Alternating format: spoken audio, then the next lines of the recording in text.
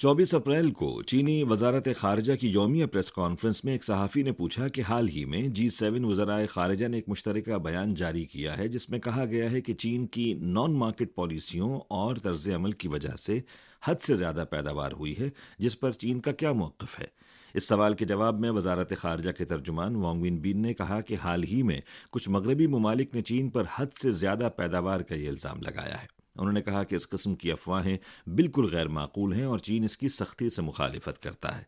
तर्जुमान ने कहा कि मसलन नई तवानाई की सनत के लिहाज से चीन की नई तवानाई की सनत की पैदावारी सलाहियत जदीद पैदावारी सलाहियत है जो सब्ज तरक्की को फ़रोग देने के लिए है। उन्होंने कहा कि बैनुल अक़वामी तवानाई एजेंसी के तखमीनों के मुताबिक कार्बन न्यूट्रल के हदफ को हासिल करने के लिए नई तवानाई की गाड़ियों की आलमी फ़रोख्त को 2030 तक तकरीबन 45 मिलियन यूनिट तक पहुंचने की ज़रूरत है, जो 2022 के मुकाबले में 4.5 गुना ज़्यादा है।